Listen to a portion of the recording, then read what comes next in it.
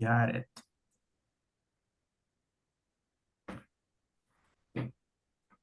Bom, então, ah, boa tarde a todos. Vamos dar início, então, à primeira edição dos nossos seminários da SOL. Né? Eu vou falar primeiro em português, depois a Lia vai fazer as apresentações em espanhol, né? É, a gente está muito feliz com a presença de todo mundo, né? Que todos vocês se animaram para assistir as apresentações no dia de hoje. As nossas apresentações vão ser sempre vão ser três apresentações, né?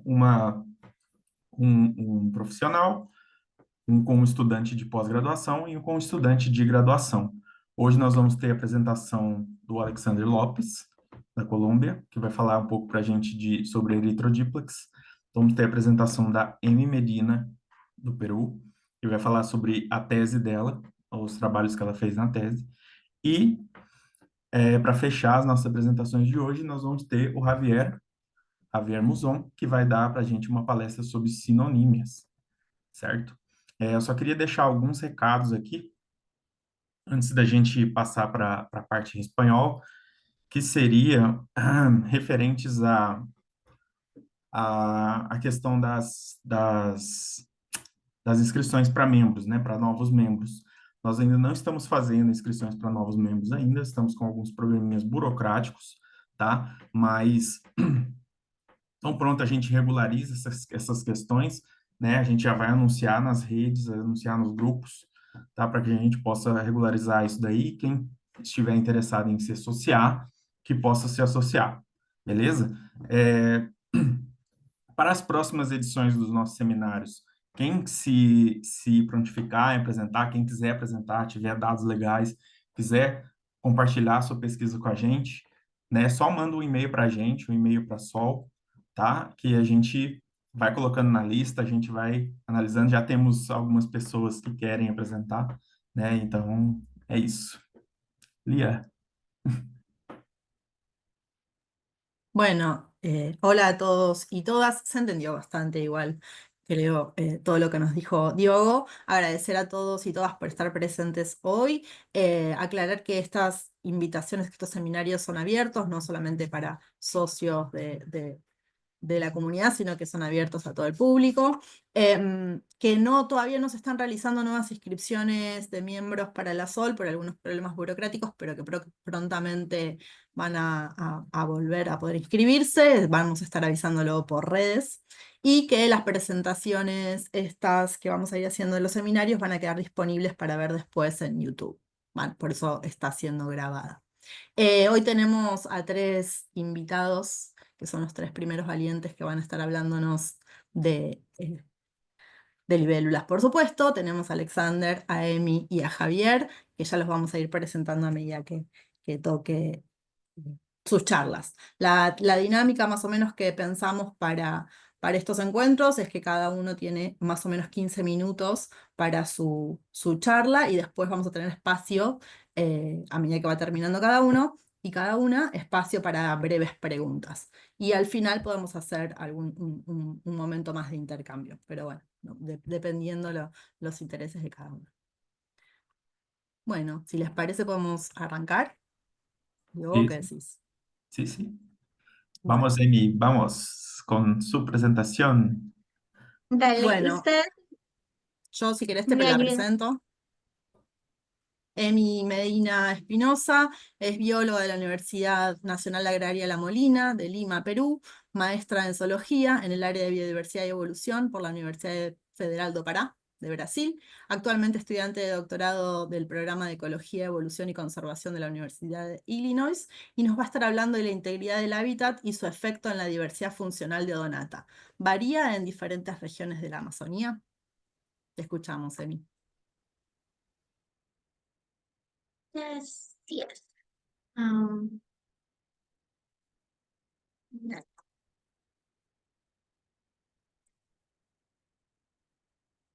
¿Me pueden confirmar, por favor, si se está viendo? Se ve perfecto. Y me pueden ayudar, por favor, dejando a las personas entrar. Creo que... Listo.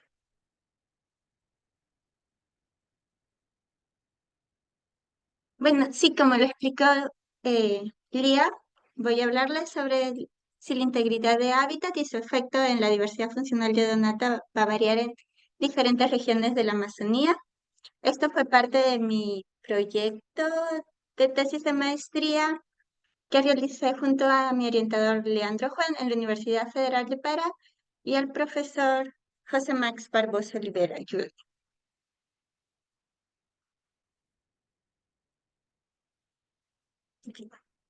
Entonces, como conocemos, la Amazonía es un hotspot mundial de diversidad y está compuesto por múltiples áreas de endemismo.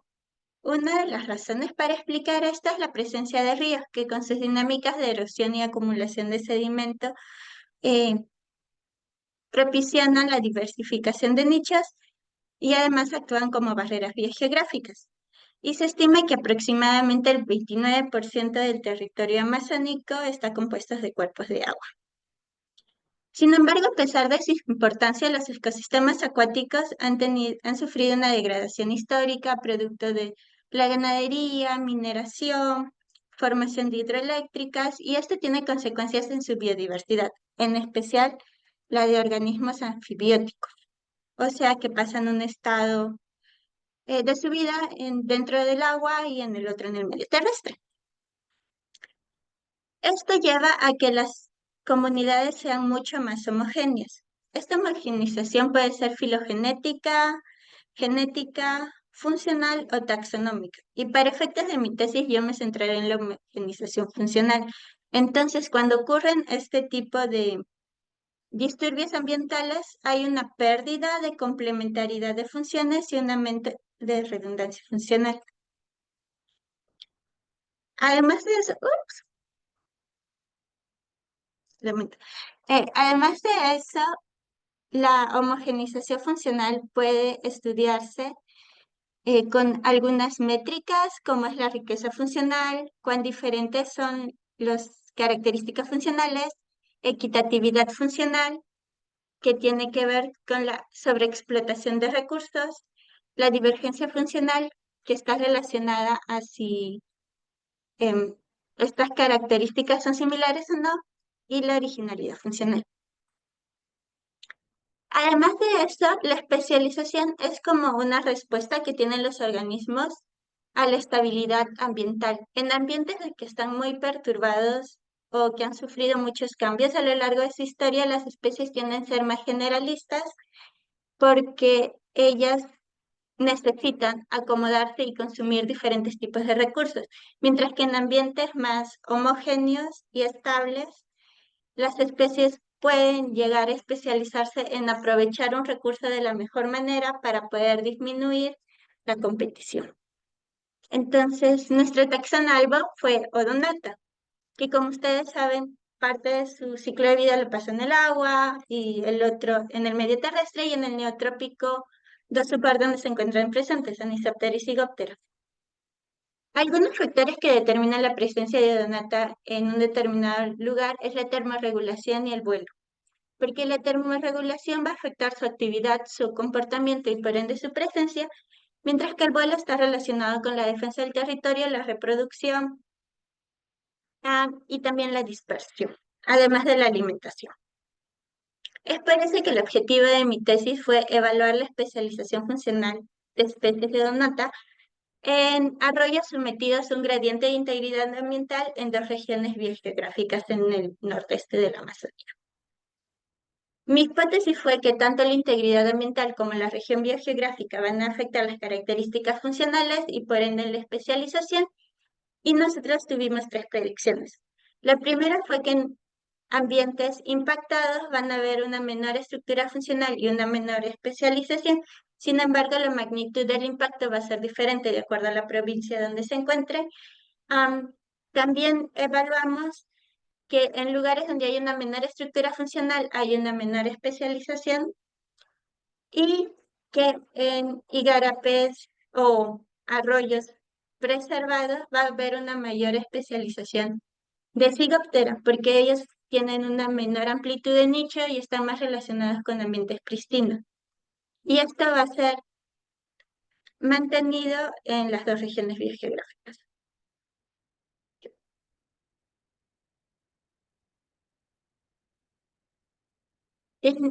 Nuestra área de estudio fueron 50 arroyos en la provincia de Chingutapayos, no, 48 en Chingutapayos y 50 en Para, siguiendo la clasificación de Morrones del 2022.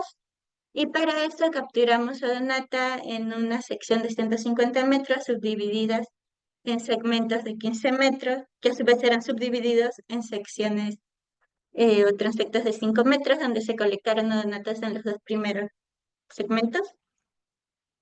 Y en total se muestreó en 100 metros por igarapé. Y estas colectas se realizaron desde las 10 hasta las 14 horas, ya que son el horario de mayor actividad de los odonatos, por una hora en la época seca. Para la integridad ambiental, nosotros utilizamos el índice de integridad de hábitat de Nesimian, donde un valor de 0 significa que el ambiente es más perturbado y un valor de 1 corresponde a un ambiente más preservado. Este índice se basa en la evaluación de características relacionadas al uso del suelo, vegetación riparia, vegetación acuática, sedimento fondo y también a las áreas de correría. Y ya para medir las características funcionales, seleccionamos algunas que estuvieran relacionadas con la termorregulación y el vuelo y utilizamos medidas morfológicas. Y en caso de que tuviéramos pocos especímenes por especie, utilizamos los datos del Laboratorio de Ecología y Conservación de la Universidad de Panamá.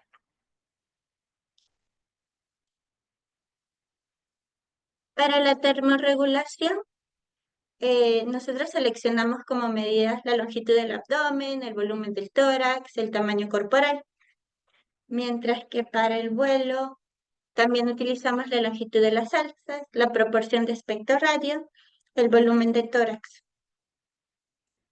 La estructura funcional, para calcular la estructura funcional, construimos una matriz funcional con las características por especies y también tuvimos una matriz de la comunidad. Y para esto se realizó un análisis de componentes principales para obtener el espacio multidimensional donde se calculó la riqueza, la originalidad, divergencia y equitatividad funcional. Este mismo espacio fue utilizado para calcular la especialización funcional, tanto de las asambleas como un todo, o sea, del igarapé como un todo, cuanto de cada una de las especies. Y para hacer el cálculo de cada una de las especies, utilizamos la abundancia relativa de las especies, la distancia que ellas tenían al centroide y la distancia máxima que había hacia el centroide. Los análisis que utilizamos fueron GLMM, utilizando la distribución beta. Entonces, para nuestra primera predicción, la integridad de hábitat y la presencia biogeográfica fueron nuestras variables predictoras y las variables respuestas fueron la especialización, así como la riqueza, divergencia, equitatividad y originalidad funcional. Para nuestra predicción 2, los componentes de la estructura funcional fueron las variables predictoras de la especialización de cada arroyo. Y para nuestra predicción 3, la integridad de hábitat, provincia biogeográfica, suborden, eran las variables predictoras y la especialización de cada una de las especies era la variable respuesta. Entonces, encontramos que la riqueza funcional se ve afectada por una interacción de la integridad ambiental y de la provincia biogeográfica, habiendo una mayor, diferentes respuestas, dependiendo si eso se encontraba en Chingutapayós o Para. La equitatividad funcional fue mayor en Chingutapayós. La divergencia funcional no se vio afectada por ninguna de nuestras variables predictoras y la originalidad funcional fue mayor en Chingutapayós. Esto nos dice que tanto la riqueza, equitatividad y originalidad están influenciadas de alguna forma por donde han sido obtenidas las muestras. Y esto puede deberse a los cambios de uso de suelo históricos que han ocurrido en estas regiones. Entonces, en Chingutapayós, si bien la deforestación ocurrió desde antes, desde 1661, estos cambios han sido en menor escala comparados a los presentes en la región de Para. donde además en los últimos años ha habido una explotación de silvicultura y de mineración. Entonces, al haber cambios más recientes, hay nuevos dichos disponibles y esto puede llevar a un incremento de la riqueza. Sin embargo, estos recursos pueden no ser de tan buena calidad o de tan buen uso para las especies, por lo que ellas podrían estar utilizando o sobreutilizando los recursos, habiendo una mayor equitatividad funcional, mientras que en Chiquintapayos, como esta región tiene em, estos procesos ocurrieron desde hace mucho tiempo, le permite a las especies poder desarrollar una mayor cantidad de características únicas y adaptarse a los ambientes.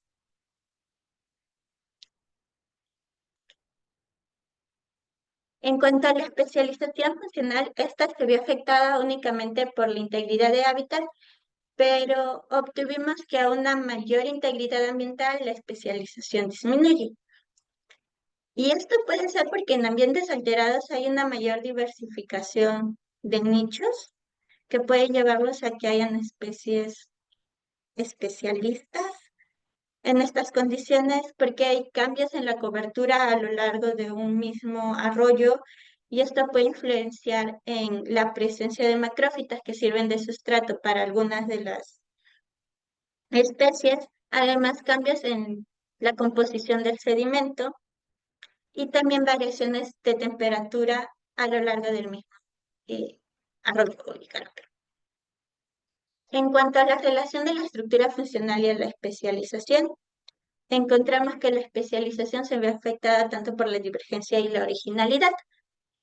Y esto tiene sentido, porque cuando las especies buscan disminuir la competencia,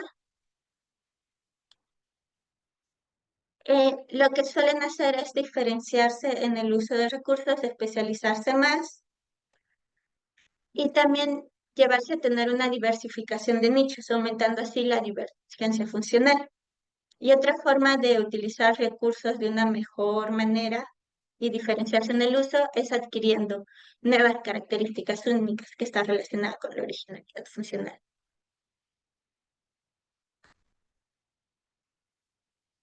Además de ello, encontramos que Anisoptera y Psicoptera tienen una diferente respuesta en cuanto a su especialización relacionada a la integridad de hábitat. Entonces, mientras Psicoptera aumenta su grado de especialización en lugares con una mayor integridad ambiental, Anisoptera lo disminuye.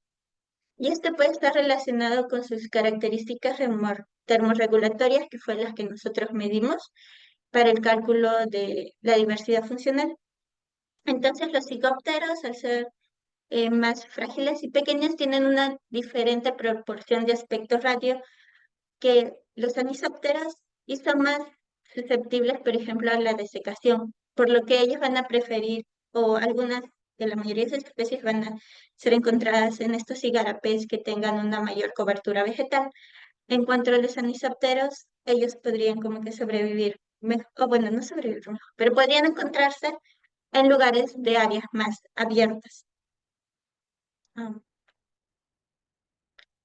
Y como conclusión, hemos visto que los diferentes componentes de la estructura funcional van a variar de acuerdo a las regiones, entonces es importante que tengamos eso en consideración al momento de evaluar las comunidades y su respuesta a la degradación ambiental y no solamente extrapolemos lo que está pasando en otra región. También vimos que la especialización disminuye conforme la integridad ambiental aumenta, pero eso nos lleva a preguntarnos si eso va a ser una respuesta constante en el tiempo o ha sido quizás porque los procesos de degradación alrededor de estos arroyos ocurrieron hace poco tiempo. Y también hemos obtenido una respuesta por clados, siendo que Anisoptera respondió diferente a Psicoptera. Entonces, esto también es importante al momento de llevarlo a acciones de conservación, ver si especies relacionadas van a responder de la misma manera. Para terminar, quiero agradecer a mis profesores, que son el profesor Leandro Juan, la profesora Lenice Calvao y el profesor José Max Barbosa Jr., a las fuentes de financiamiento como Escapes, el personal del Laboratorio de Ecología y Conservación, y al programa de maestría de la Universidad Federal de Para. Y eso es todo. Muchas gracias. Muchas gracias, Emi. Muy interesante el trabajo.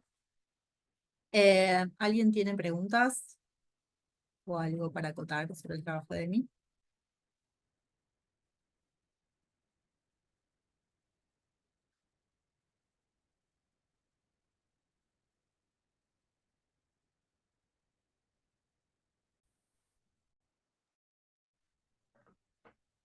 Bueno, quizás Olá, al Amy. final. Amy, Diego. parabéns pela sua apresentação. Eu queria saber uma coisa, estava lendo esses dias, eu estava lendo um artigo que falava sobre outra dimensão da biodiversidade, que é a comportamental. Na sua pesquisa, você chegou a cogitar colocar alguma coisa sobre a diversidade comportamental que vem sendo perdida também?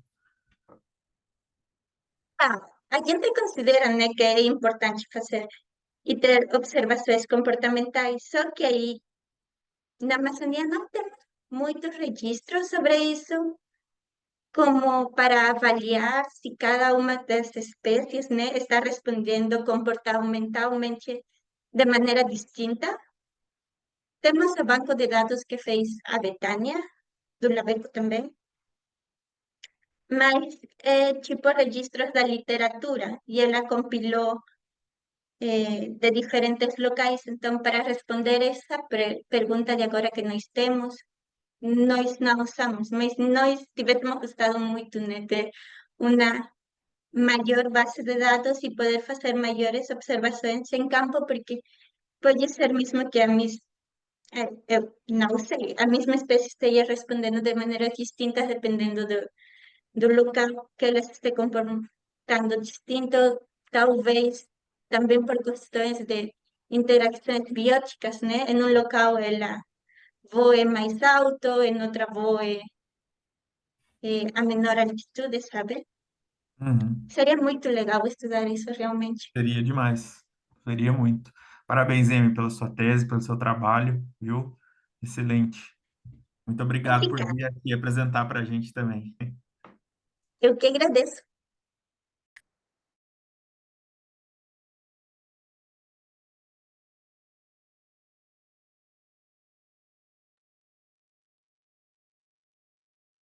Bueno, ¿les parece que seguimos con el próximo disertante? Cualquier cosa, si surgen más preguntas, pueden dejarlas en el chat o al final podemos retomar cualquier cosa. Bueno, nuestro segundo ponente es Jairo Alexander López. Jairo, ¿estás por ahí? Sí, hola. Buenísimo. Bueno, Jairo Alexander es estudiante de la licenciatura en Biología de la Universidad Distrital de Francisco José de Caldas en Bogotá. Actualmente está cursando los últimos 2 semestres y haciendo trabajos de grado en investigación en el área de ecología y fisiología de odonatos y otras investigaciones en histología, ecología y fisiología en otros grupos de arácnidos y reptiles. Hoy nos va a hablar de estrategias térmicas de Erythrodiplax abyecta a lo largo de su vida. Te escuchamos. Sí. Eh, ¿Ya están viendo la pantalla completa? Ahí, sí, Sí. sí. Listo. Entonces, listo, creo que ya volvemos a presentarme un poquito así corto. Mi nombre es Alexander y listo. Hoy vengo a hablarles un poco sobre las estrategias térmicas de Erythrodiplaza aegypta a lo largo de su vida. Porque a lo largo de su vida, pues dado que ya sabemos, al igual que en general los animales o los invertebrados, en este caso tenemos que eh, en este caso las libélulas pues manejan un ciclo de vida en donde sus estadios iniciales son larvales, ¿listo? Luego ya pasan a una vida adulta y se vuelven voladores, ¿listo? Entonces vamos a iniciar. Sé que acá hay algunas personas que de pronto vienen a verme en este caso, entonces voy a hablar un poco sobre las libélulas. Como sabemos son un grupo de insectos en donde los adultos tienen diferentes coloraciones que son muy llamativas Y el nombre odonata se deriva del griego odon, que significa diente, refiriéndose a sus fuertes mandíbulas, ¿listo? Algo muy chévere para mí, curioso, es que pues en las diferentes partes tienen diferentes nombres y por ejemplo los conocemos como gallegos, pipilachas, helicópteros. En mi caso, donde yo vivo y donde yo estoy haciendo este desarrollo de este trabajo, pues los llamamos matapiojos, ¿listo? Acá les muestro algunas de las especies que están conviviendo con la especie de este estudio. Pues tenemos como especies de río Esna, tenemos acá un Micratiria, Simpetrum, ¿listo? Son como las especies y fotos mías que yo he podido tomar. ¿Dónde está? Ahí. Acá, bueno, por otro lado tenemos que las libélulas son hemimetábolos, pues en tres etapas en su ciclo de vida: huevo, ninfa y adulto. En el caso de este estudio, pues obviamente no me puedo enfocar los huevos porque pues, ni siquiera los he visto, o sea, son pequeños y cuando están en el agua, entonces difícilmente tomarles la temperatura, que es lo que se basa la mayoría de mi trabajo. Entonces me enfoqué en las larvas y en los adultos. Algunos estudios que tenemos en Erythrodiplaza aegypta, tenemos que, por ejemplo, Palacino Rodríguez en el 2020, perdón, Palacino y colaboradores y Palacino otra vez en el 2024, pues nos mostró los comportamientos y de reproducción de esta especie. Entonces tenemos, como sabemos, las libélulas, los machos deben sostener a la hembra, llevarla al estanque y ahí estar pendiente y proteger que la hembra sí coloque los huevos en los estanques. Algo muy llamativo de esta especie es que en los estanques donde colocan los huevos, la mayoría de libélulas que están ahí son, en este caso, son los machos y son muy abundantes, son muy competitivos y no, o sea, rara vez dejan llevar poner o bueno, dejan como posarse otras especies que llegan ahí, o sea, mantienen peleando en todo momento.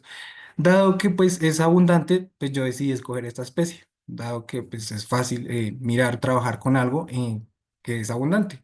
Otras especies, como ya lo había mostrado, lo que es como Río Esna o Simpetrum, estas especies sí llegan de vez en cuando en el día, pero se demoran un poco más, o sea, vienen, sobrevuelan y se van. Entonces no es tan común verlas a lo largo del día, ¿listo?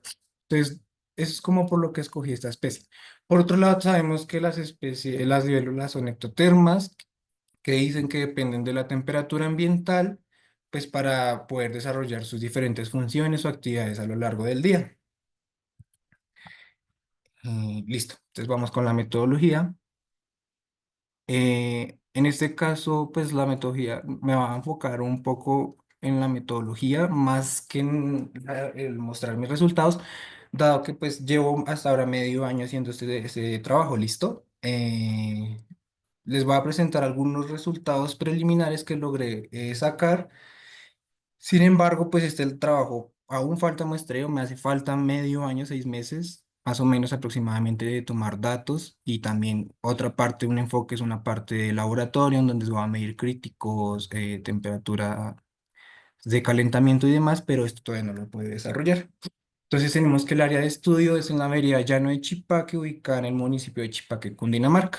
Esto es vía el llano eh, sí, en el municipio de Cundinamarca, en Colombia. Esto fue a una altura más o menos de 2.200 metros sobre el nivel del mar. Se desarrolló en dos estanques y tres diferentes pastizales, ¿listo?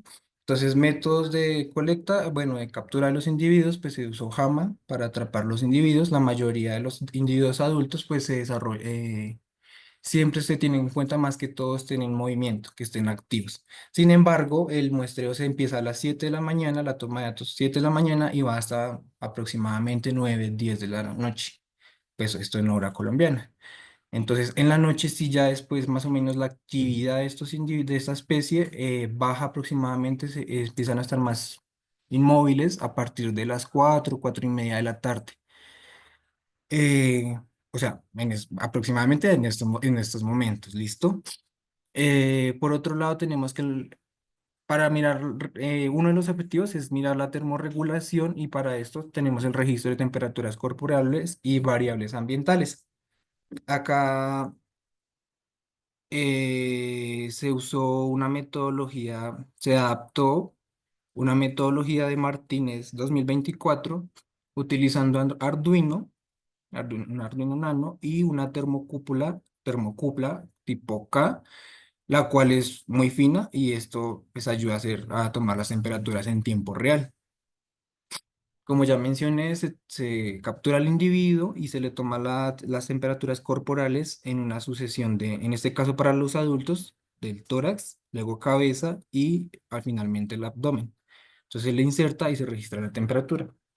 También se toman las externas porque algo que me di cuenta fue que cuando inicié el trabajo de grado fue que me dijeron como que no era necesario tomar las temperaturas como chuzar o sí, y el individuo. Dijeron que no, que como era un individuo ectotermo, entonces la temperatura interna tendría a ser la misma externa, pero es algo que, pues revisando las referencias, por ejemplo, de May en el 2017, podemos encontrar que no, que dado que, pues, en el caso de los odonatos, las libélulas, pues, en su vuelo, cuando aletean, la temperatura tiende a aumentar.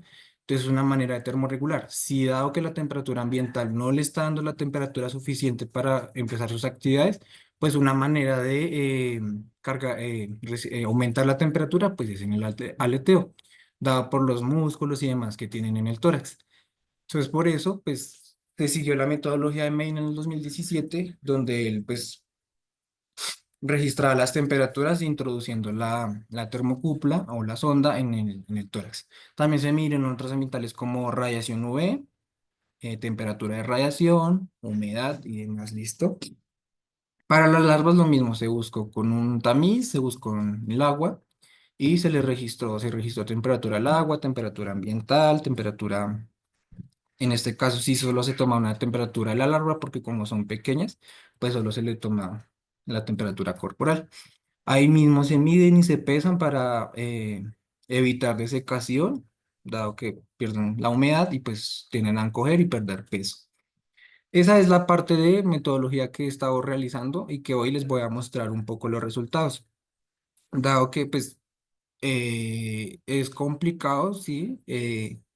Se tocó reinventar, diseñar los modelos para tomar las temperaturas, pero asimismo se puede ordenar al Arduino que que tome las temperaturas y así y nos da, por ejemplo, nos da promedios o nos simplifica a la hora de registrar y luego a la hora de pasar a todos estos datos, pues dado que desde el diseño de uno mismo, de lograr mm, estos aparatos, ayuda a facilitar eh, el desarrollo, ¿listo? Por otro lado, tenemos la toma de temperaturas del modelo operativo. Esto es algo que pues también les voy a compartir un poco, pero resultados de esto no. Esto también es para mirar las temperaturas que están tomando los individuos a lo largo del día. Esta Esta parte de la metodología se dejan los individuos, no sé si alcanzan a ver, sobre una base de cartón, también tomando eh, las metodologías de John Hanson y colaboración en el 2005, y se dejan los individuos sobre una base de cartón, la cual evita la transferencia bastante de calor. Y se también insertada la termocupla en el tórax, solo en este caso. Se registran las temperaturas una por minuto y al final, dado pasada una hora, pues nos da el promedio de esta. Esto también se tuvo que modificar para las larvas, dado que no encontré, eh, solo encontré un estudio donde estaban mirando la termorregulación, pero era como una especie un estudio de cómo ver interacciones con las larvas de tritón, a ver si la larva de tritón o la larva de libélula, cuál exhibían mayores temperaturas y las temperaturas de preferencia, pero esto se hizo más que todo en laboratorio. Acá pues lo mismo, modificó las larvas. Una larva se coloca en el agua, dentro del agua se coloca con una especie eh, de red para evitar de pronto que otros depredadores lleguen a comérsela. Una sonda que esté dentro del agua para tomar la temperatura del agua y una ambiental. Lo mismo con los adultos, pero los adultos sí pues son externos, ¿listo? Esa es como la metodología. Y ahora sí un poco de los resultados, en este caso preliminares, que pues he venido sacando. Entonces encontramos que para las larvas, como podemos observar en la gráfica, las temperaturas tienen de la larva, la temperatura corporal de la larva, que es los cuadritos fucsias rosados que podemos observar ahí, en la mañana tiende a subir. Algo que he podido estar viendo es que en las mañanas las tres temperaturas, tanto ambiental como ambiental del agua y la de la larva, pues están como muy estrechamente relacionadas. Sin embargo, a lo largo del día, estas van variando y llega un punto en donde, por ejemplo, la temperatura del agua, que es el azul, llega a elevarse un poco más, hacia más alta. Entonces, tenemos que las larvas buscan activamente áreas más cálidas del agua, microhábitats poco más profundos o soleados, y eso puede indicar que las larvas,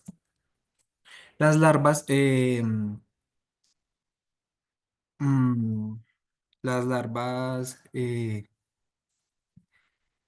en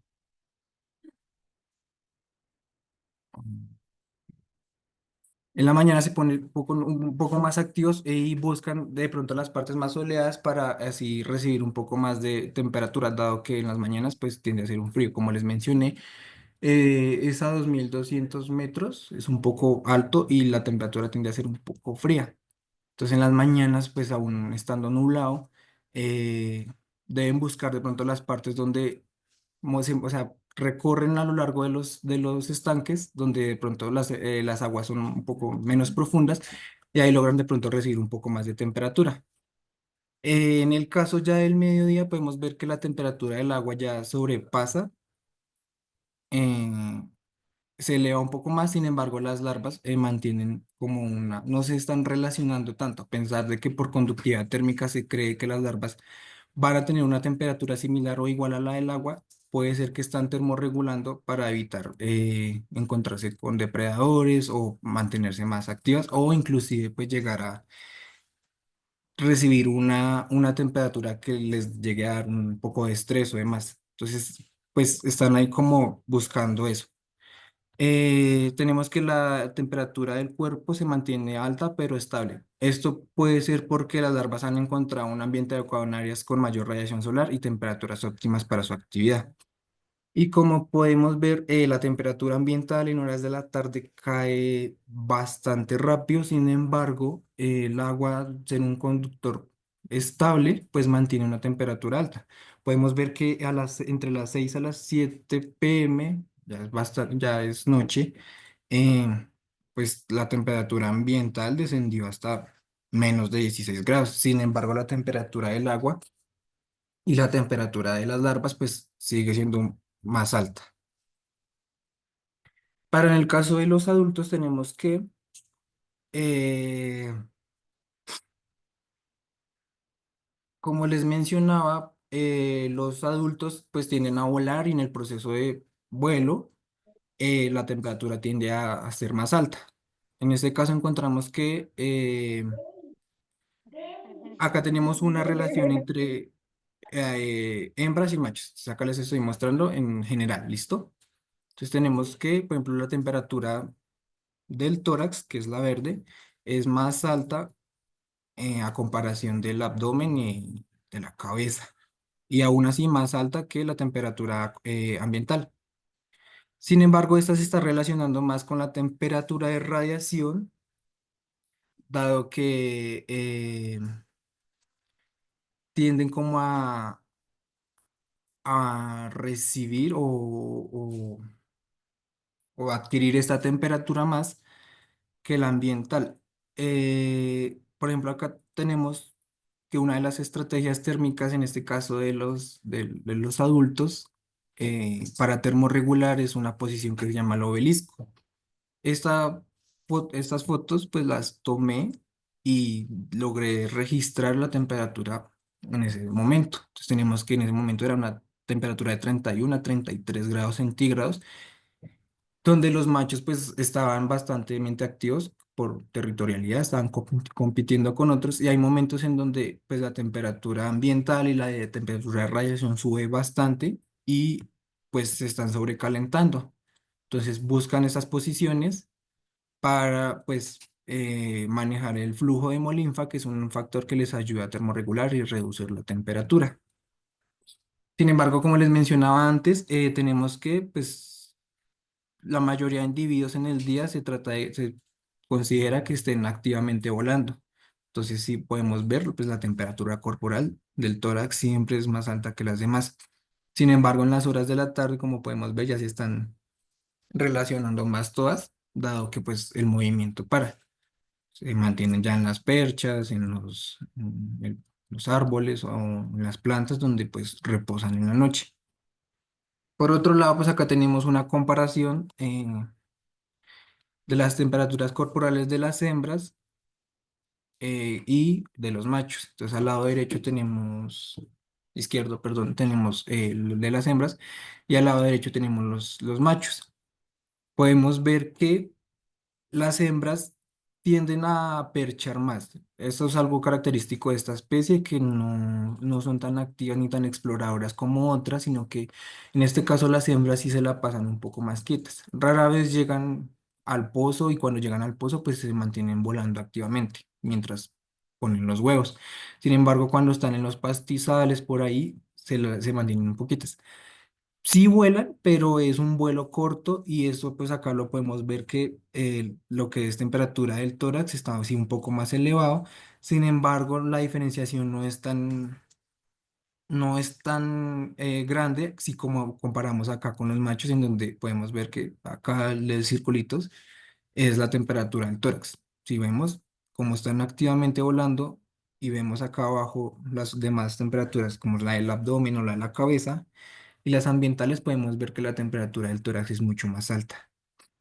Y precisamente pues es lo que he estado encontrando donde los adultos, pues los machos son los que a los únicos que he visto haciendo estas posiciones de, del obelisco pues para bajar las temperaturas corporales. Y lo mismo, podemos ver, observar en ambas que ya bajada en la tarde, cuando empieza a bajar el sol y a oscurecer y a anochecer, pues bajan la actividad y pues las temperaturas empiezan otra vez como a regular y a relacionarse en las tres. Eh, entonces, pues eso era algo como de lo que les quería contar, como les menciono. Todavía me hace falta bastante trabajo por seguir haciendo y pues estos son algunos pues de los resultados que hasta el momento he obtenido. ¿Listo? Ya, Muchas gracias. gracias, Alexander.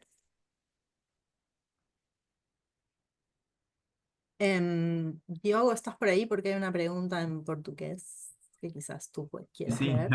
Alexander, tenemos una pregunta para ti. Ricardo Croiva, que dijo que recientemente Adolfo Cordero evidenció en sus charlas actividad de libélulas a la noche y a la madrugada. ¿Podrías hablar un poco sobre comportamientos de Erythrodiplux abyecta después del, o sea, por la noche? ¿Conseguiste observar algún comportamiento? eh, a ver aquí, algún comportamiento além de ver nas plantas como... Ah, ok. ¿Algún comportamiento raro de abyecta y de otras especies próximas? Ah, y hay algo que yo quería comentar que es algo muy difícil de hacer, ¿no? Observar estos bichos por la noche. Bueno, comportamientos en la noche. Sí, como les mencioné, he estado haciendo el muestreo, la toma de datos va hasta aproximadamente las 10 de la noche. Entonces, inicialmente yo decía, pero ¿dónde se posarán, sí, dónde reposarán estos individuos en la noche? Porque yo dije, listo, en el día pues, los veo volar en los pastizales, en los estanques, y dije, pero ¿qué pasa en la noche? Para encontrar específicamente porque los pastizales Sí, los predios donde estaba tomando los datos pues son bastante extensos. Entonces lo que yo hice fue capturar unos en el día, ponerles un poquito de pintura fluorescente y soltarlos. O sea, los tomé 3, 4 de la tarde aproximadamente estas horas y les puse pintura fluorescente y los solté. Y ya en la noche con una lámpara, con una linterna de UV, pues salí a buscarlos y logré encontrar dónde estaban como perchando o posando todos en la noche. Entonces ahí ya encontré, por decirlo así, el hogar en la noche. Sin embargo, pues sí he registrado algunos datos en la noche, pero no veo que estén ni haciendo diferentes posiciones, ni, ni, ni que de pronto se muevan. Se permanecen ahí quietos cuando hay alta humedad o estos sí están como con vapor o están como con agüita, con agua en las alas o demás, pero no, están quietos.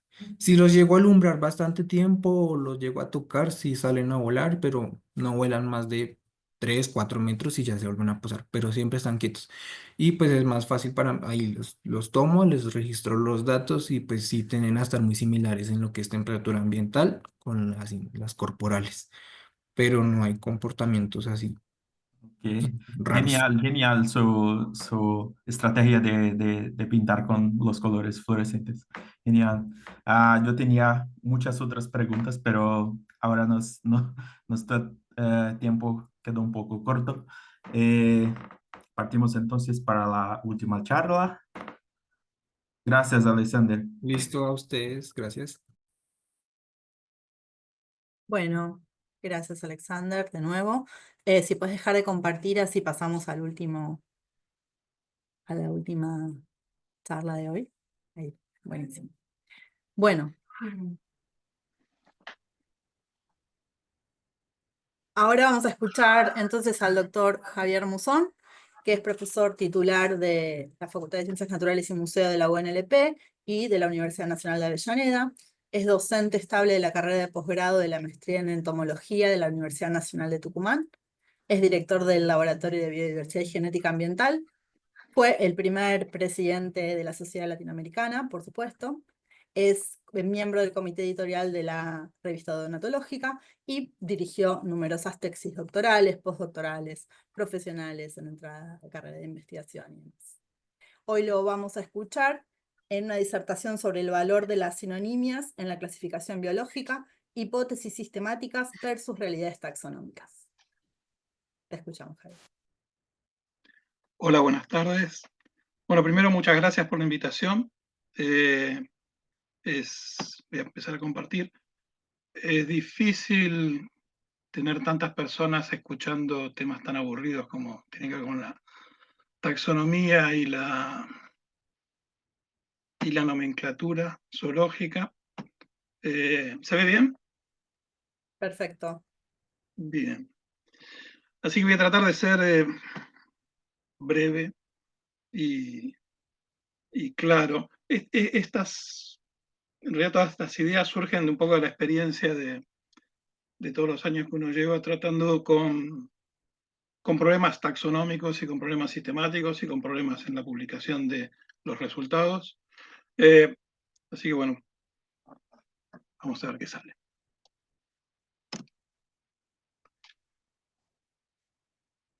La taxonomía y la nomenclatura sabemos que forma parte de todo proyecto de investigación biológico, cualquiera sea, ecológico, fisiológico, etológico, biogeográfico, de conservación.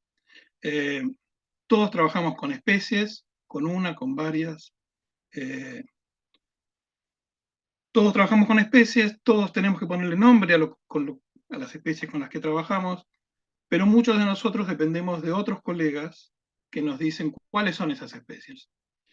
Muchos de nosotros también asumimos que las identificaciones en las que nos basamos y que forman parte de nuestras investigaciones son correctas. Algunos de nosotros no le dedicamos el tiempo suficiente a la taxonomía, y la consecuencia de no dedicarle mucho tiempo a la taxonomía es el empobrecimiento de nuestras investigaciones. Por suerte, existen muy buenas claves, excelentes descripciones, y muy buenas imágenes como para basarnos y tratar de identificar nosotros mismos los ejemplares con los que trabajamos. Pero hay que tener un poco de cuidado porque no toda la información taxonómica publicada, disponible, es de la misma calidad. Entonces me parece que es importante, y por eso un poco esta charla es tratar de incentivar a todos para que generen y formen un propio criterio taxonómico, algo personal.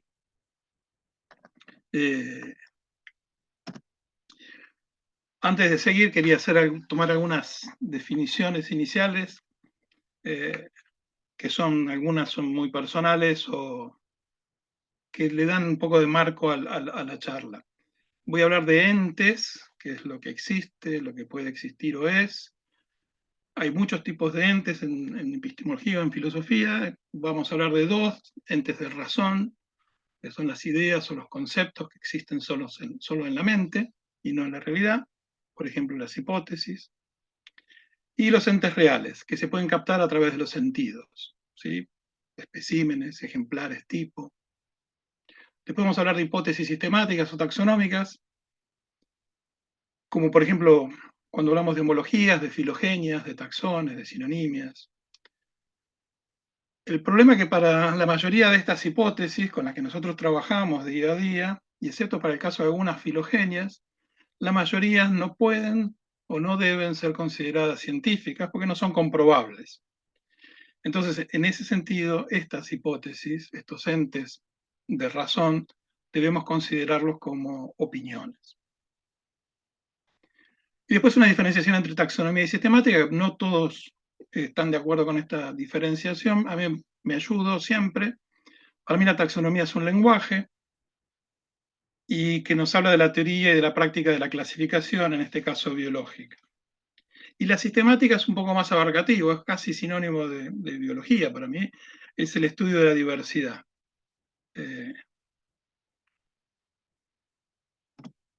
Un posible marco teórico que creo que podría llegar a funcionar para discutir estos temas es el que nos propone David Hull, o nos propuso. Él propuso una teoría general sobre el desarrollo científico usando una analogía con el proceso evolutivo. Decía que los científicos forman grupos de investigación, los DEME o DEMO, que cooperan y trabajan para promover intereses propios al grupo que pertenecen. Y esta teoría de la ciencia propone que tanto los demes como los enunciados, las hipótesis, los entes de razón, son alcanzados, son modificados por la selección natural. Tanto las personas, los investigadores que integran los demes, los grupos, como los conocimientos y los conceptos que surgen de los estudios. Entonces, para Hull, el desarrollo de la ciencia en este desarrollo es central el componente social, y por eso lo denomina ciencia démica. Es interesante pensar que los conceptos, los entes de razón, integran un linaje en el cual son transmitidos de un científico a otro, y muchas veces con alguna ligera modificación, van mutando en un científico a otro. Esta teoría la podemos utilizar para comprender un poco el funcionamiento tanto de la sistemática biológica como de la evolución. Él decía que es interesante, ¿no? Pero que pertenecer a un grupo no significa que estén todos de acuerdo, pero las controversias internas, los no acuerdos internos de cada grupo, se resolvían de manera bastante amistosa. Pero que eso no era suficiente para que la ciencia avanzara. Para que la ciencia avanzara, para que funcione bien, decía que los resultados de un grupo generados por un grupo de investigación tenían que ser corroborados, revisados por otro DM. Y esa competencia entre DMs hacía que la ciencia avanzara. Un problema que surge en este caso, cuando hablamos de nomenclatura, de taxonomía, en los procesos de revisión de resultados, es que cuando uno revisa los resultados de otro grupo, no tiene acceso a los ejemplares que fueron estudiados. Por lo tanto, esas conclusiones, esas opiniones que son las identificaciones, por ejemplo, de con qué especie estaban trabajando, no las podemos corroborar. No las puede corroborar un DM respecto al otro. Y eso genera ciertos conflictos. Como en el principio fue Linneo, luego de Linneo, pasado bastante tiempo, llegamos a la Comisión Internacional de Nomenclatura Zoológica y al Código de Nomenclatura Zoológica. La comisión fue creada en 1895, así que hace bastantes años, una trayectoria muy grande, bastante seria, y genera el boletín y el Código Internacional de Nomenclatura Zoológica. El código es publicado en otros idiomas, no sé si en portugués, creo que no, en español sí por lo menos, está disponible en Internet y puede ser consultado constantemente desde ahí. Es como todo código, un reglamento de leyes, es un poco aburrido, pero cuando cada uno tenga algún problema de nomenclatura, sería bueno que pueda ir hasta ahí y corroborar algunas cosas.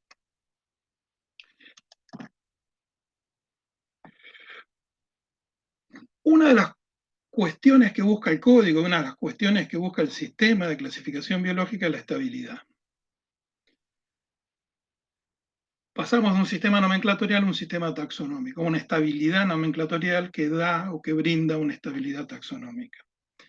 El código, este sistema, busca proporcionar una máxima universalidad y continuidad a los nombres científicos, y estos nombres científicos, que se le ponen a conceptos, a especies, a taxones, surgen a partir de la libertad de los científicos para clasificar según sus propios criterios. El código no se mete con el trabajo de los taxónomos ni de los sistemáticos. Hay una libertad absoluta. No importa la profesión, no importa la escuela sistemática, no importa el concepto de especie que uno tenga en la cabeza, no importa el nombre, casi no importa nada. Solo lo que le importa al código y a la comisión es que se sigan las reglas que validen los nombres de un taxón o el nombre de un taxón.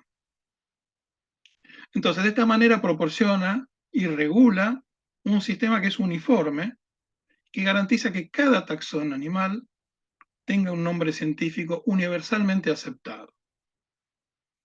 Cuando aplicamos el código, cuando lo hacemos bien, cada nombre en el sistema debe ser inequívoco y único. No están permitidas las homonimias, por ejemplo. No están aceptadas, hay que resolverlas. Puede haber muchos nombres disponibles para un taxón, pero solo uno será válido.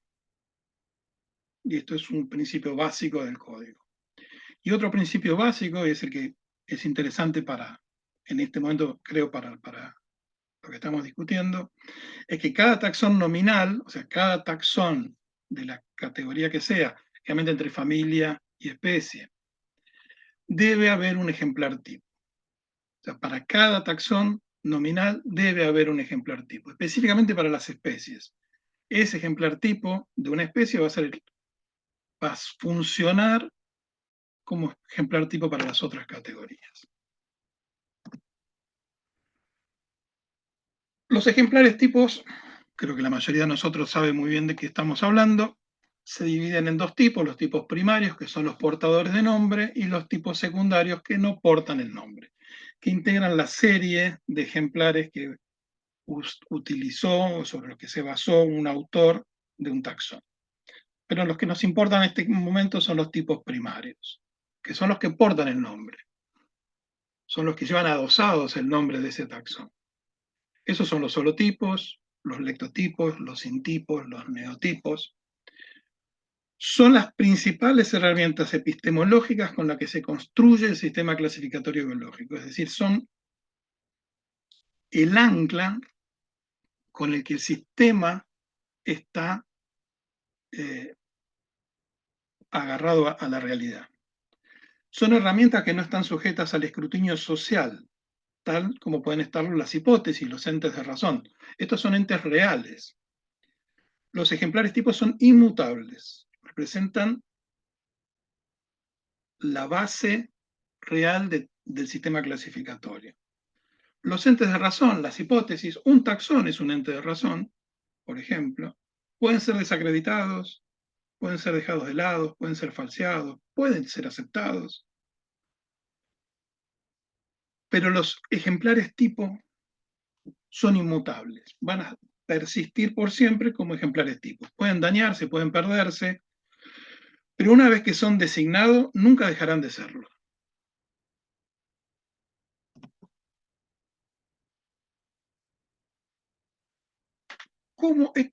En esta diapositiva traté de resumir un poco cómo creo que funciona la interacción entre la sistemática y la taxonomía. Por un lado tenemos la diversidad, lleno de ejemplares, nosotros vamos al campo o a una colección, los estudiamos, y sobre la base de esos ejemplares e influidos por un montón de cuestiones de nuestro DEME, al que pertenecemos, como la guerra sistemática entre cladistas, feneticistas, evolucionistas de finales del siglo pasado, el principio de autoridad, que está tan extendido en nuestra profesión. Hacemos estudios y llegamos a ciertas conclusiones, que esas conclusiones, esos conceptos, esos enunciados van a ser entes de razón, como a qué consideramos homología, a qué consideramos homoplasia, cuál es el concepto de especie, cuál es la escuela sistemática que seguimos, cuál es la filogenia, cómo están identificados, a qué especie o a qué nombre asignamos cada ejemplar.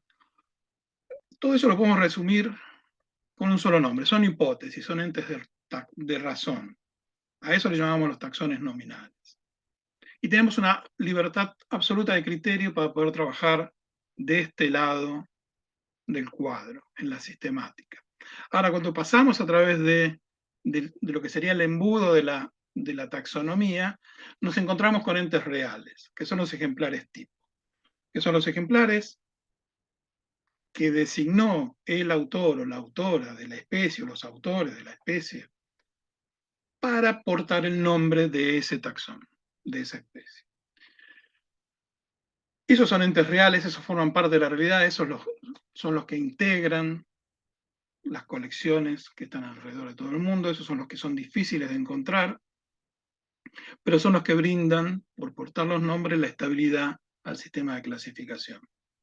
Y por otro lado, son la base que utilizamos donde basamos la identificación, o donde deberíamos basar la identificación del resto de los ejemplares que encontramos en la naturaleza. ¿Qué hacemos cuando identificamos o determinamos un ejemplar?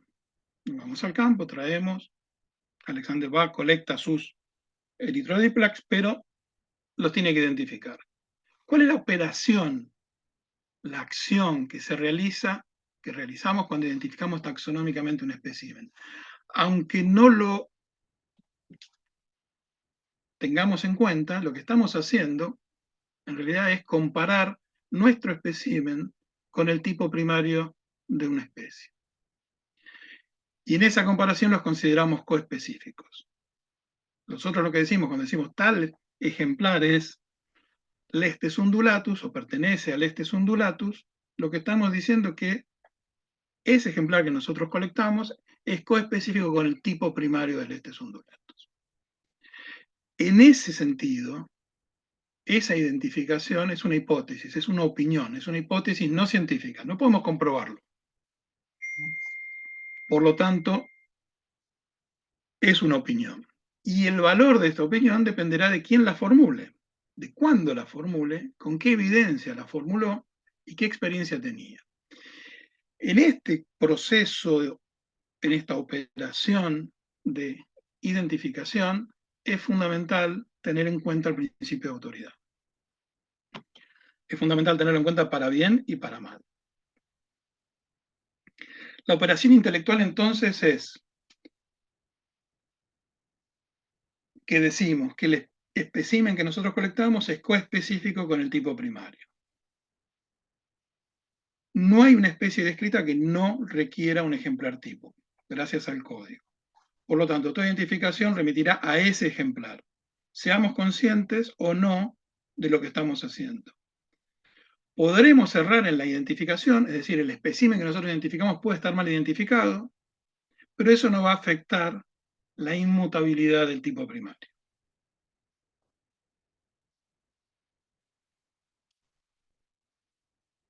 Muchas veces pasa que esta identificación es base para otra identificación. Y como plantea la ciencia adémica, este concepto entra dentro de un linaje que puede ir mutando a lo largo del tiempo. Partimos de un holotipo, una descripción original, con suerte alguna revisión, que haya revisado el material tipo, y empezamos con distintas fases de identificación en distintos grupos de investigación. Esas identificaciones pueden empezar a alejarse del concepto, o sea, el concepto de tal especie puede ir alejándose del concepto que nos muestra el holotipo o el tipo primario.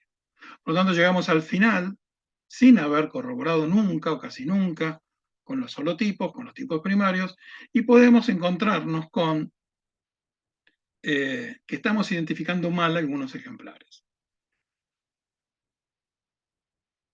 Esto pasa no solo a nosotros, a cualquiera de nosotros, sino que le ha pasado a muchos investigadores que han descrito especies, que en la serie típica han incluido individuos que para otros autores consideran que son de diferentes especies. Personalmente a mí me pasó revisando el subgénero, el ex subgénero Marmareshna, donde algunas especies de Calver, el material tipo incluía lo que para mí eran, y para Natalia, especies diferentes. Entonces, por eso es muy importante el tipo primario, porque los otros son tipos secundarios, y esos tipos secundarios de Calver pasaron a ser tipos primarios de otras especies nuevas, o las asignamos a otras especies. El hecho que estos linajes de estos conceptos, de estas hipótesis, de estas opiniones que son las identificaciones, pueden ir mutando en el tiempo y es aconsejable que cada tanto podamos volver a la revisión, a la descripción original o al holotipo para estar seguros de que lo que estamos poniendo en un nombre, ese nombre es correcto. O por lo menos que lo que estamos diciendo, que esos ejemplares son coespecíficos con el holotipo, realmente nosotros pensemos que sí. Por ejemplo, en la colección de biología hay cientos de ejemplares de Ichneura fluviatilis. Ichneura fluviatilis es una especie vieja, nunca comparamos con el holotipo. ¿Estamos seguros de que todo lo que nosotros identificamos como Ichneura fluviatilis sean coespecíficos?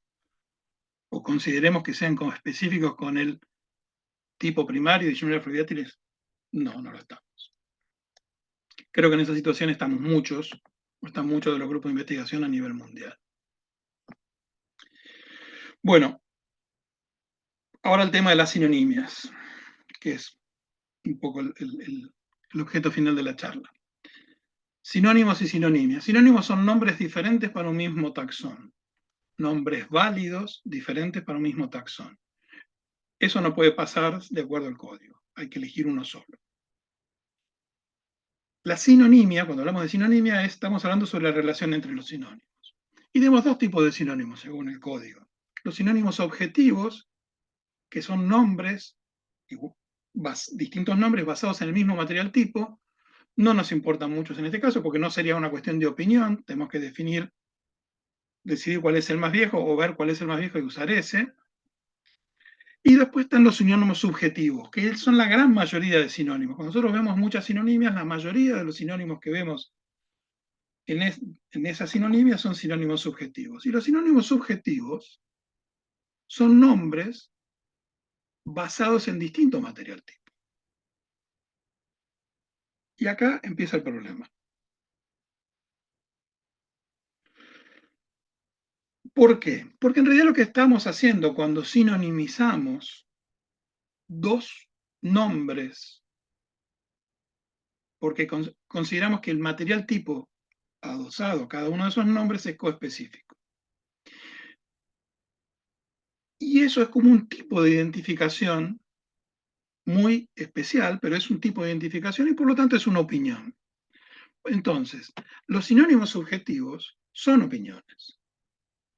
Son opiniones que deben estar basadas en muy buena evidencia, porque como el código tiende o intenta mantener la estabilidad del sistema de clasificación, esos sinónimos tienen obligadamente que estar bastante bien fundamentados, esas sinonimias. ¿Cuál es la mejor manera de sustentar una sinonimia o los dos sinónimos subjetivos? Bueno, comparar el material tipo de ambos nombres. Si uno se encuentra con una propuesta de sinonimia de un colega donde no revisó el material tipo de los dos nombres, asignados a los dos nombres, esas sinonimias van perdiendo valor. Por lo tanto, hay que tener mucho cuidado cuando uno propone sinonimias, hay que tener mucho cuidado cuando uno se basa en sinonimias anteriores. Para terminar, y como hay una gran cantidad de jóvenes que están, espero, escuchando, no se hayan retirado ya, sería bueno que tengamos en cuenta que las descripciones originales de un taxón pueden ser excelentes, buenas, malas o pésimas. Hay descripciones de libélulas que son malísimas, como las de Navas, que no sirven absolutamente para nada. No solo no sirven para nada, los dibujos eran pésimos y el material está perdido. También tenemos que saber que las revisiones taxonómicas, cuando están, también pueden ser excelentes, buenas, malas o pésimas. Y también tenemos que tener en cuenta que el material tipo de un taxón, de una especie, puede no estar disponible. Puede estar perdido, puede estar dañado. También debemos tener en cuenta que las identificaciones taxonómicas son opiniones. Insisto con esto. Y en tanto opiniones no son infalibles. Por lo tanto, no es obligatorio aceptarlas. Las sinonimias subjetivas son opiniones, no son infalibles y tampoco es obligatorio aceptarlas. Acá entra un poco a jugar lo que es el principio de autoridad. Nosotros confiamos en especialistas, en colegas, y está bueno que así sea, pero un taxónomo puede ser excelente, bueno o pésimo. Un especialista aprende continuamente, o debería, y su criterio taxonómico debería madurar con el tiempo y la experiencia. Pero no siempre es así.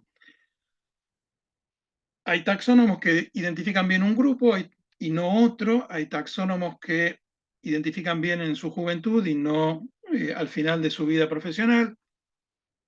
Hay que tener mucho cuidado con esto. No siempre todas las identificaciones de una misma persona son buenas.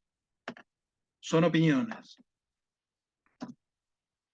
El principio de autoridad existe y lo usamos de manera cotidiana. Pero es evidente que lo usamos de manera cotidiana y está bien que lo usemos de manera cotidiana porque no podemos estar constantemente convalidando las identificaciones de material tipo con las revisiones. Pero este principio de autoridad debemos usarlo de modo responsable y ser conscientes de lo que estamos haciendo. Cuando nosotros usamos este principio de autoridad, aceptamos la opinión de un colega y la hacemos nuestra. También tenemos que tener en cuenta que todos tenemos derecho a dudar de las identificaciones y las sinonimias ajenas. También es sano dudar de las propias, ¿sí? Hasta cierto punto, porque si no, no avanzaríamos en el trabajo. Pero está bien dudar.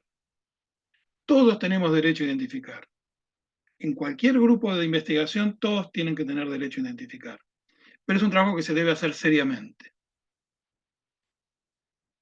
Cuando confiamos en las opiniones de otros, debemos ser cuidadosos y aprender a desarrollar nuestro propio criterio taxonómico.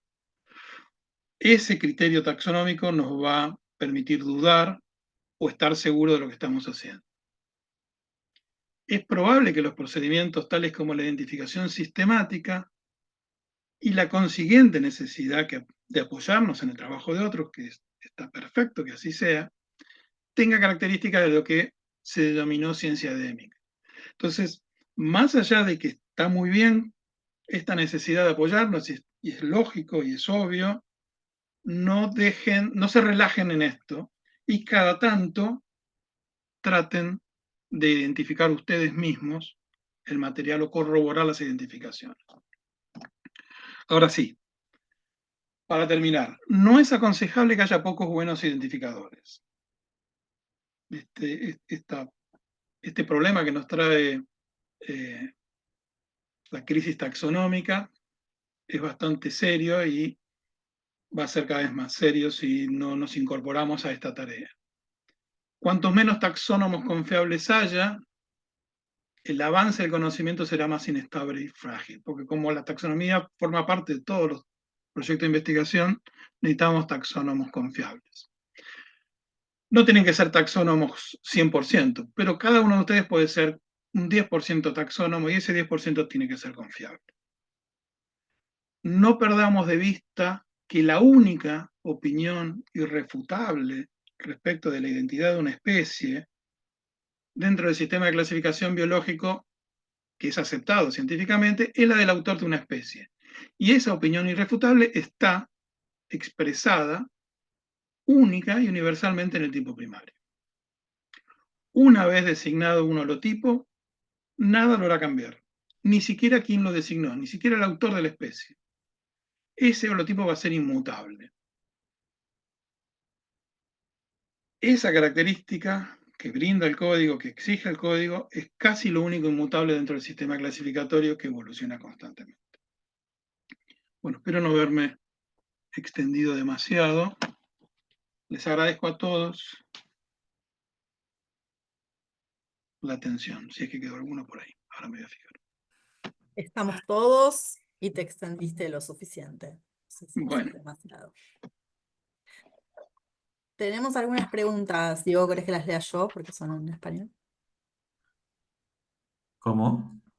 Si querés que las lea yo las preguntas que Ah, son en sí, sí, por español. favor. Acá tenemos una primera pregunta de Yesenia. Dice, ¿cuál es la opción cuando el holotipo está perdido o cuando faltan los caracteres diagnósticos del ejemplar? Bueno, pasa muchas veces, y más en un grupo que fue estudiado desde hace tanto tiempo como los odonatos.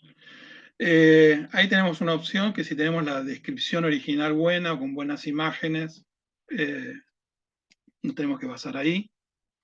Y si no tenemos una buena descripción y no tenemos el holotipo, creo que estamos perdidos. Pero al estar perdidos, eso no significa que nos habilite a hacer cualquier cosa. Hay algunos colegas que pretenden que haya pocos nombres dando vuelta y que si queda un nombre disponible usarlo, incluso en estos casos. Yo creo que lo ideal es, a nosotros nos está pasando ahora, estamos estudiando algunos bichos de Navas o algunas especies de Navas, algunos conceptos de Navas, y no están los tipos y las descripciones son pésimas, inexistentes. Tratamos de llegar al máximo posible a entender lo que quiso decir Navas y lo que quiso describir al concepto, a su hipótesis, a qué quería, a lo que él estaba viendo como especie, pero si no logramos eso, lo mejor es no tocar ese nombre, no ponerlo en sinonimia, si no estamos 100% seguros de que son sinónimos. Siendo 100% seguros nosotros, porque es una opinión, pero por lo menos nosotros tenemos que estar seguros de lo que estamos opinando.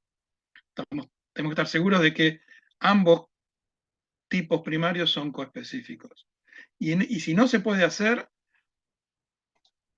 por más que haya muchos nombres dando vuelta y que no sepamos muy bien cuáles son, qué representan, me parece que es más juicioso no pasar a sinonimia, cosas que no lo sabemos.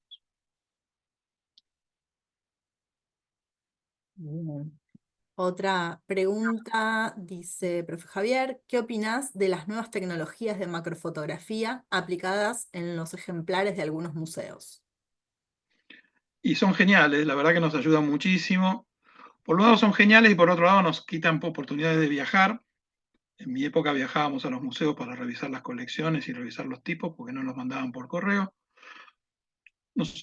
Con la edad que tengo pasé por todas las etapas, me mandaron material tipo a mi laboratorio, después no, y fui a las colecciones, pero fuera de broma, estas nuevas tecnologías ayudan muchísimo, siempre y cuando haya un curador en el museo donde está el material tipo que tenga idea de los caracteres que debemos analizar para comprobar nuestras hipótesis.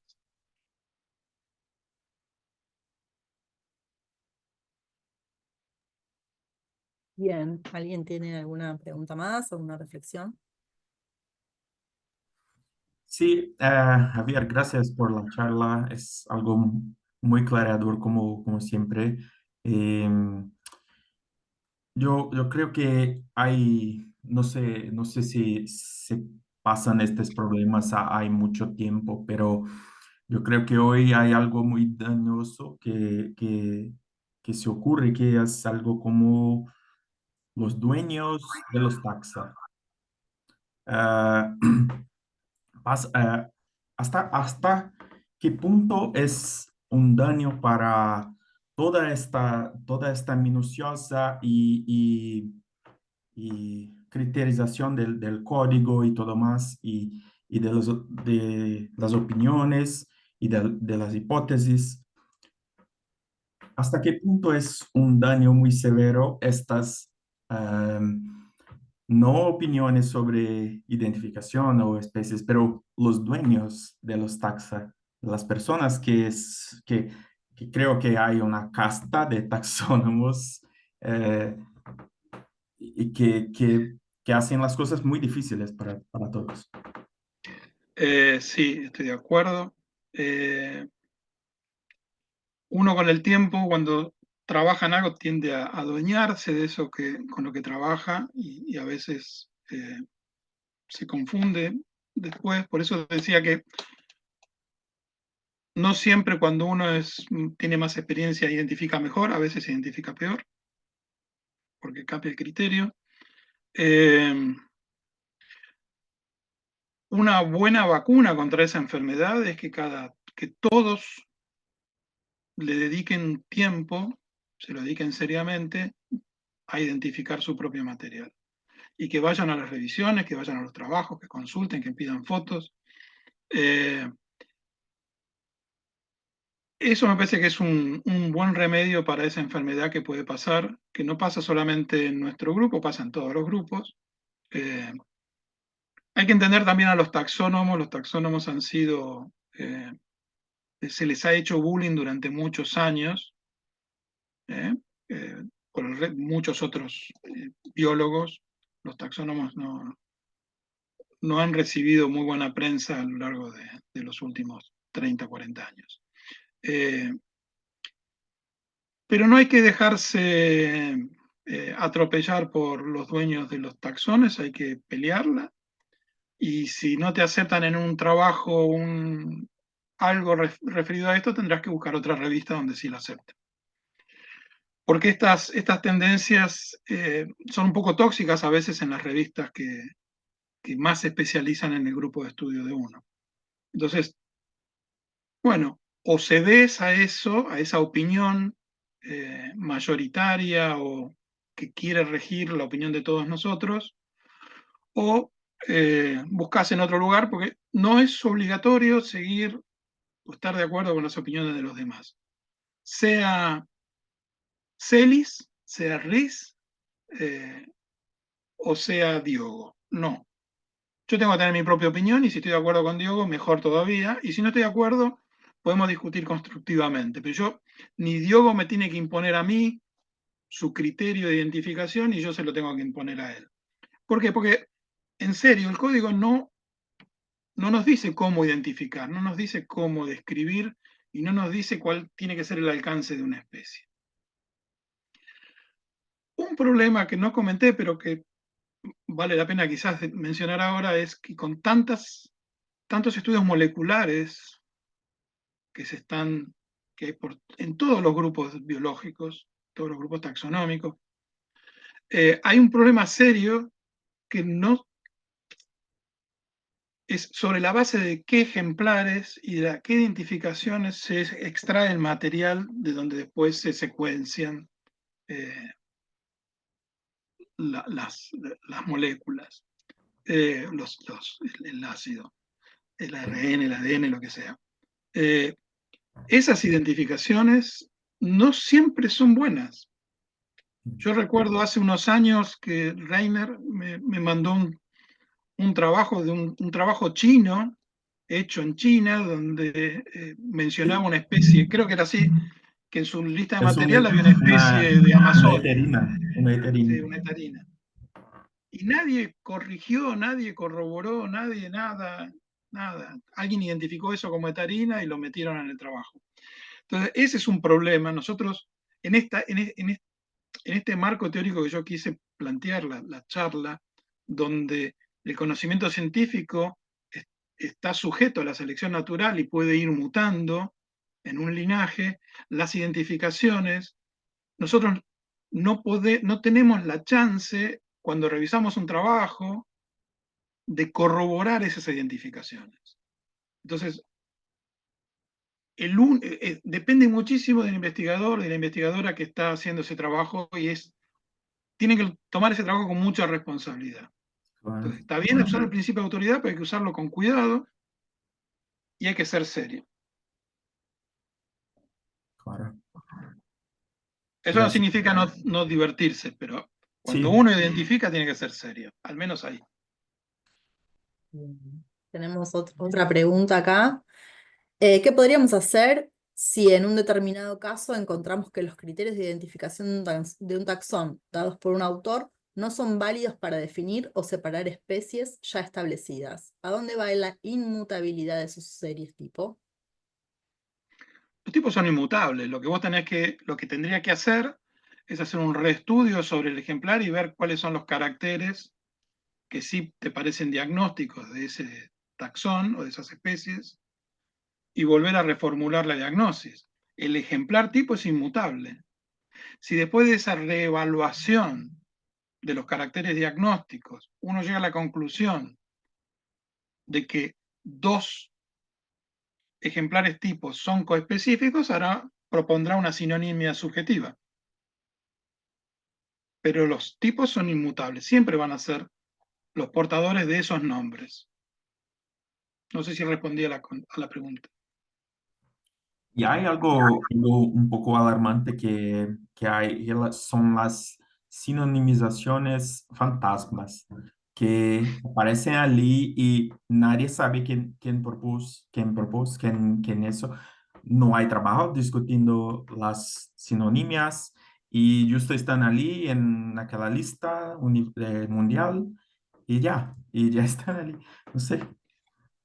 Bueno, pero eso no es, o sea, son opiniones. No hay que, uno puede aceptarlas o no aceptarlas. Insisto con el principio de autoridad.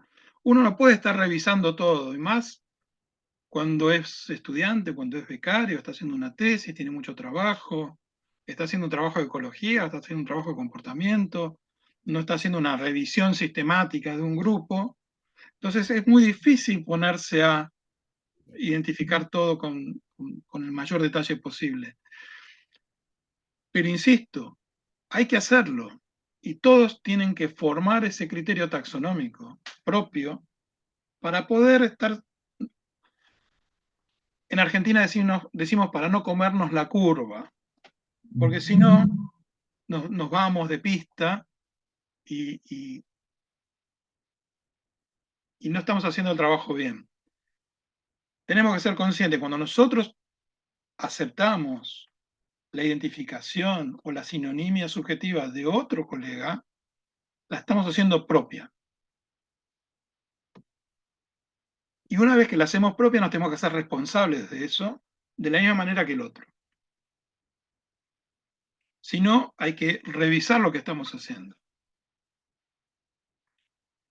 Yo no estoy planteando que todo el día estemos haciendo esto, pero hay casos en que vale la pena hacerlo y todos los que por lo menos trabajamos en odonatos, deberíamos tener un poco de idea, un buen criterio para agarrar una clave, perder o ganar unas horas en la semana e identificar el material con el que estamos trabajando.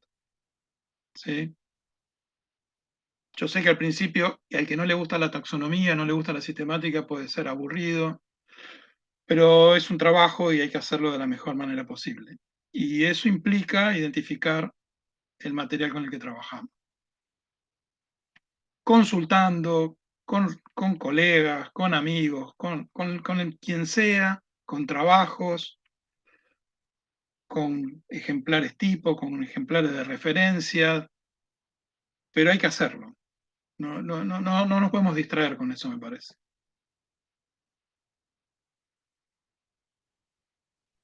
Perfecto, gracias.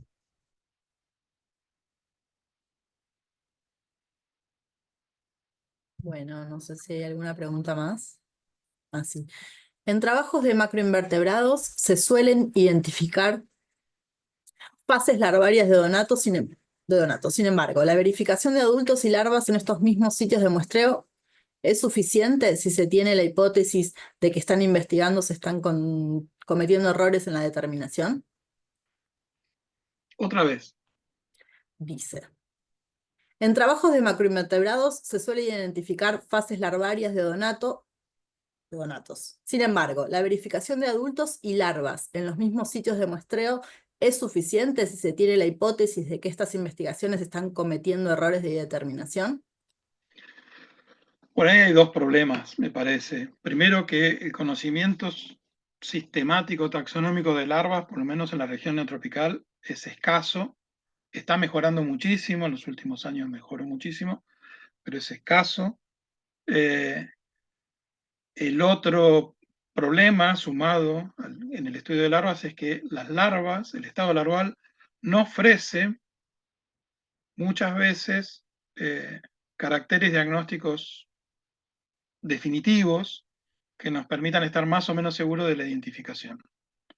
Entonces, de ahí saltamos a qué adultos están volando en el lugar donde colectamos las larvas y tratamos de asignar esas larvas a esos adultos.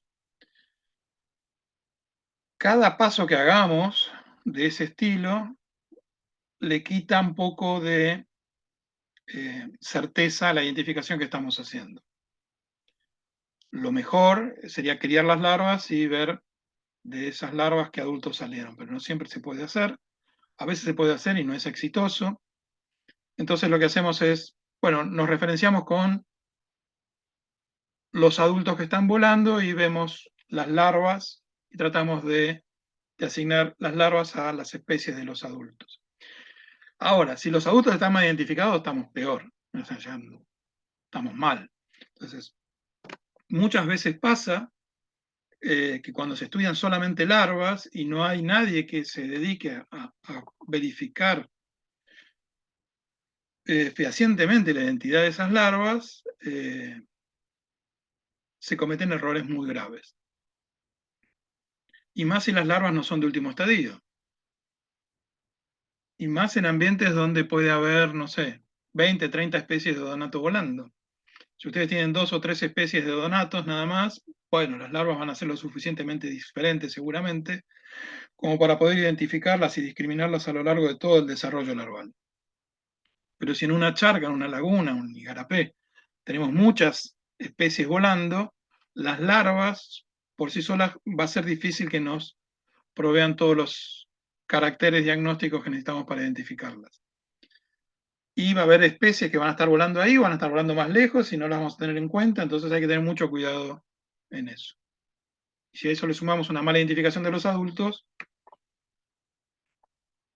estamos complicados. Bien, bueno, creo que más o menos abarcamos bastante en términos de pregunta. Yo podría preguntar también qué pasa con la identificación de hembras, ¿no? Siempre que es tan complejo. Entonces, pero quizás necesitaríamos otro seminario. No quiero meterme en problemas de género en este Bueno, momento, por eso, capaz que pero sí. en odonatos, en general, en la mayoría de los grupos, las hembras no ofrecen muchos caracteres diagnósticos o no los hemos encontrado todavía. Bueno, me Así gusta más esa que última parte de la respuesta. siempre, bueno, Diego puede hablar de esto, puede hablar más que yo. Bueno, ¿te recuerdas? Javier estuvo mi banca de tesis. Eh, y mi tesis fue sobre obtener caracteres diagnósticos y la resolución de problemas taxonómicos con hembras. acá en Brasil. Incluso hicimos un estudio de sinonimia de una especie que fue descrita con la base de una hembra joven que cambiaba totalmente su color por ontogenia, casi como una esnura, solo que era un otro género, Francisco Basis o algo así. Y, y nada, hicimos disecación y todo eh, para comprobar que sí, era una especie que era sinónimo de otra hembra que ya había sido descrita. Eh, tenemos varios niveles de problemas con hembras. Tenemos descripciones basadas solamente en coloración, la morfología totalmente ignorada. Ese es un problema. Otro problema, no hay interés de las personas en trabajar con hembras aparente. ¿Por qué? Yo describí la hembra de Dicterias atrosanguínea y cuando la envié para publicación, uno de los revisores dijo un comentario así que, yo ya tenía esta hembra en mi colección hace 15 años. Y ni se preocupó o se interesó por la descripción de esta hembra. Sin embargo, hay otros grupos como Heteragrion que se han investigando algunos otros caracteres como el intersternito, sobre todo en Calopterigoidea. Esta es una estructura que varía un poco dentro de un mismo taxón, pero varía muchísimo interespecífico. Bueno, son problemas muy grandes, son problemas muy difíciles de trabajar, pero es algo muy,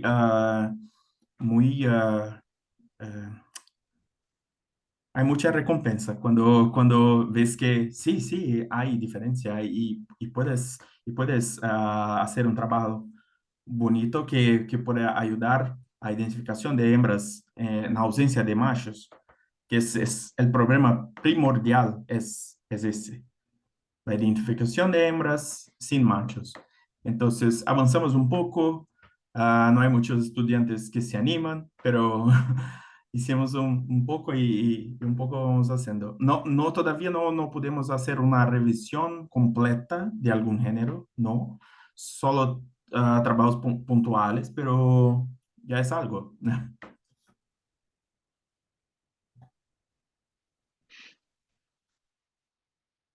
Fantástico. Bueno, Diogo, si querés que cerremos. Ok, gente, muito obrigado pela presença de todo mundo. É a primeira edição dos nossos seminários, né? Foram 3 palestras muito legais, muito esclarecedoras. Muito obrigado, Javier, pela sua presença. Não poderia ser diferente. Nossa primeira edição com o nosso primeiro presidente, né? A nossa atual presidente está aqui, Yesenia, dando um oi para a galera. Yesenia. Bueno, ha sido un gran éxito. Muchas gracias por todos, por su presencia. Lía, José, por la ayuda. Nosotros que somos los componentes del comité de seminarios son yo, Lía, José Cuellar y Daniel Veras de Brasil. ¿Ok? Entonces, nos vemos en mayo cuando tendremos la segunda edición. Y es esto. Muchas gracias.